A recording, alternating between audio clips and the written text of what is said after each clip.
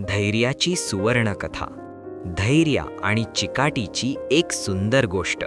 एका शांत रात्री आजी आपल्या नातवंडांना एक खास गोष्ट सांगायला सुरुवात करते.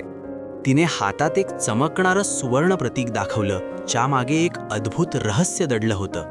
आणि त्या क्षणी तिची आठवण आपल्याला भूतकाळात घेऊन जाते.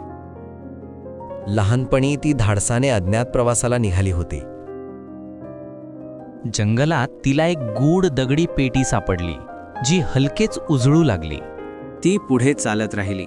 प्रत्येक पाऊल नव्या अनुभवांनी भरलेलं होतं. वादळ जोरात होतं, पण तिचं धैर्य त्याहूनही मजबूत होतं.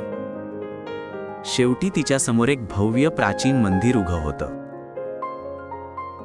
ती हळूहळू मंदिराच्या आत पाऊल टाकत पुढे सरकली. आत एक शांत आणि दिव्य प्रकाश तिची वाट पाहत होता. तिथे तिला ते जादुई सुवर्ण प्रतीक सापडलं. त्या क्षणी तिला समजलं, खरी शक्ती मनातच असते. आठवण संपली आणि आजी पुन्हा वर्तमानात परत आली. मुलांनो, धैर्य आणि चिकाटी असली तर यश नक्की आपल्या पायाशी येतं.